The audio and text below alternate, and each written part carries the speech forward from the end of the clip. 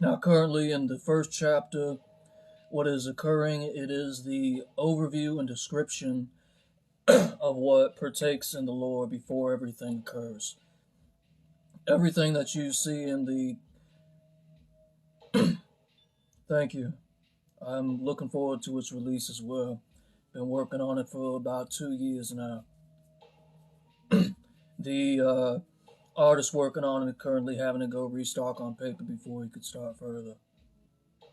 College also holds him down a little bit. But as I was saying, currently in the comic and TCG, I have yet to ascertain to what exactly caused the civilization and creation to be as it is in the comic. Whereas in the comic, there are different worlds, there are different creatures in the universe. But evil itself is locked away in a place called Sheol, which is essentially hell. And they've been imprisoned here. And in this prologue, I go through the description of how all this occurred. How all these daemons and machinations and spirits and creatures of evil were locked away in Sheol. Whereas in the comic, what you are watching and seeing occur all the time is evil itself escaping from Sheol and the about face of the king of demons and all the other legions of hell breaking forth from their imprisonment to taint the living world that is pure and to corrupt it and to bring their rule under. So here's all the concept art I got for the project so far. It's about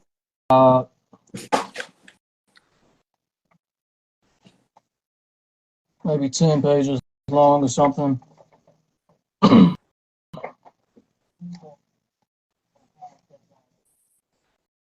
What project you been working on right now, man? I know you stay busy. Trying to do that. The doodle style. I'm trying to adapt my sketchy style into something big and better. Oh, so larger sizes instead of just real small? I'm doing A3 size at the moment, going to push it up to A2, and I figured out how to transfer it onto clothing now.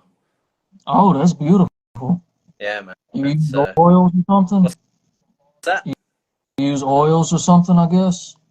I mean, I figured out how to make the sketchy style stay a sketchy style whilst also being a digital. Got you. So you're doing it digitally so it can then be printed, not doing the actual physical art on the shirt. Exactly. Okay. That's what my first description on that was. Yeah. And I think I'm trying to get 100 of them together, and then I will, next year, planning to maybe do an exhibition with them. So I need a fucking shitload of them first. Pointless having an exhibition with one picture. Just don't open your shop in Nigeria and you'll be good. Yeah. He'll get there. A year's time, that'll be next year. That'll be end of 24 when I do that. Hey, it takes time, man. That comic book that's being made, the first part has been in work for about 2 years now. Of course, the guy's in college, so it takes longer. Welcome. But so far, it's just about 60 pages, and we're going to be ending off around 65. Maybe a little more. So the first comic, those are going to be the pages, and I'll do literary work similar to what I'm writing for this book, real detailed and orientated right next to it. So it's not just the artwork, but it also has the literary aspect so I can have more legal rights towards it. Dope. 65, man. That's a push from what you said. That's originally. part one. Yeah. All right. I mean, the Kickstarters that I'll release, because this book specifically has 2 artists in it.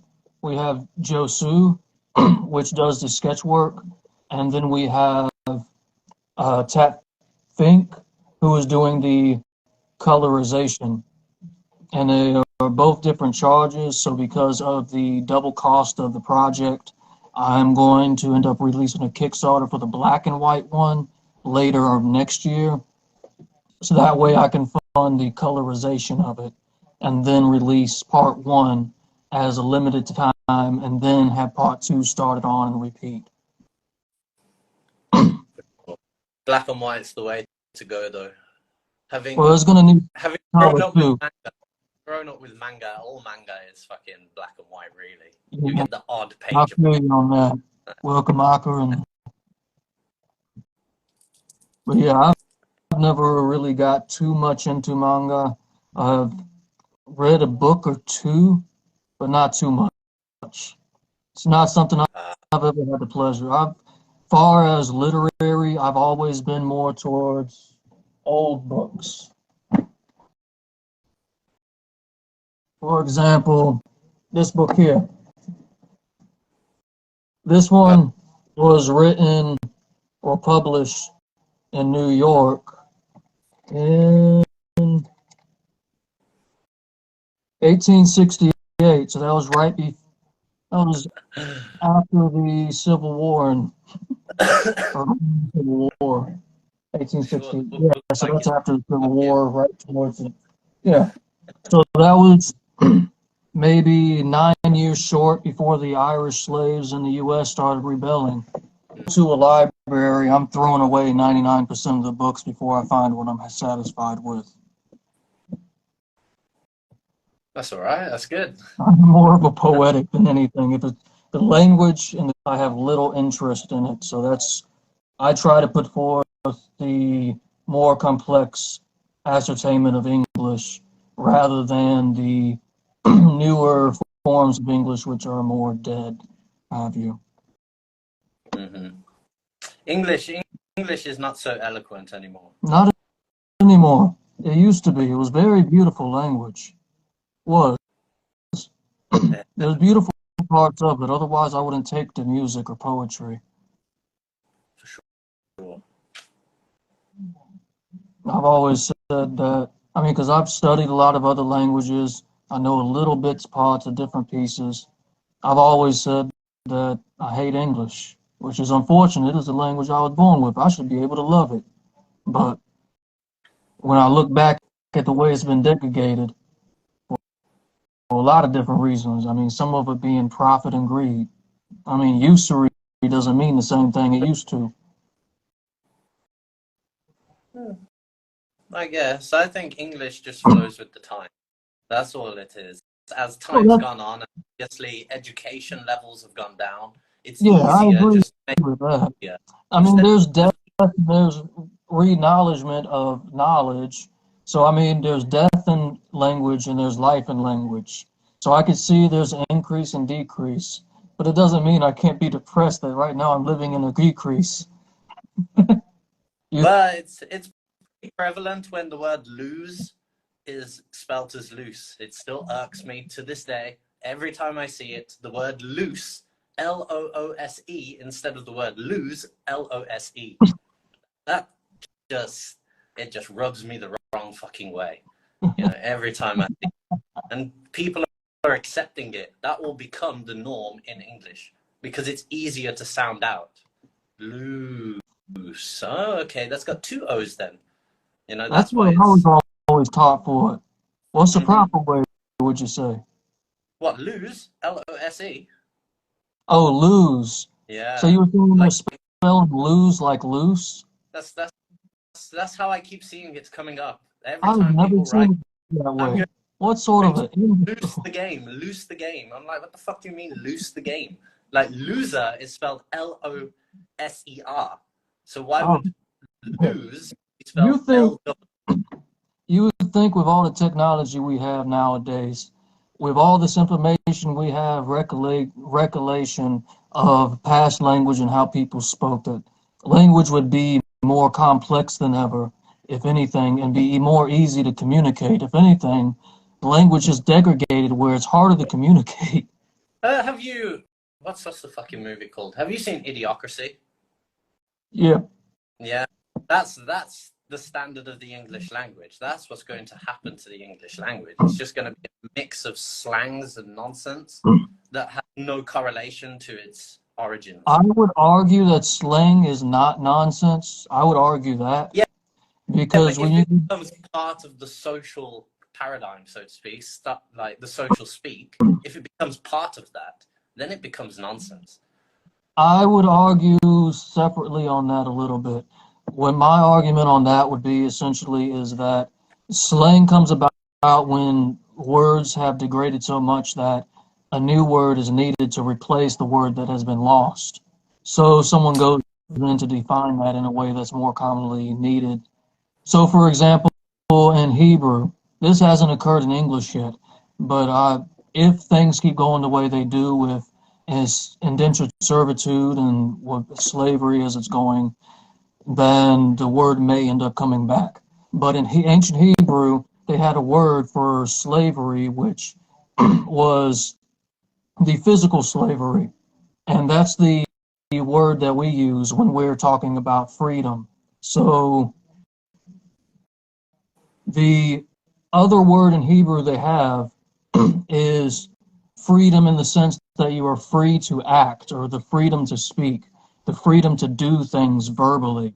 But we don't have that word in English. And if that became needed in the Constitution or needed in a legal, ascertainable sort of place, then in English you might have slang come about, pushing from the people to say that this is the thing that we need and this is the name that we're going to call it by.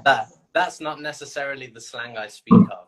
I mean, like, like, if you watch things, say, English programs especially, I can understand it because I grew up there, so I understand what the hell they're saying to each other. But if you're not from there, you have no idea what they're saying. And they're speaking English. Oh, you're talking about the local languages. Just any form of, like, yeah, local slangs, you know? In now, England, when it comes to accent every 2 miles. So every 2 miles, there's a different way of saying the same thing. You know, that bothers me. This is why English is a different language. Because so many people... I personally have no issue with people having local slang.